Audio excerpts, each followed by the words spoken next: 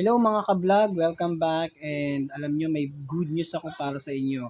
Dahil alam nyo ba ang ginawa ng LTO ngayon, in-extend nila ang paggamit ng mga temporary plate until December 31, 2024. Ito ay ayon mismo kay ASIC Mendoza na yun nga dahil sa may mga backlog pa rin ang LTO sa motorcycle plate ay pinayagan nilang extend hanggang December 31, 2024. Pero kapag meron na daw plaka yung mga motorcycle, automatic at required talaga na ikabit na ito sa kanilang mga sasakyan.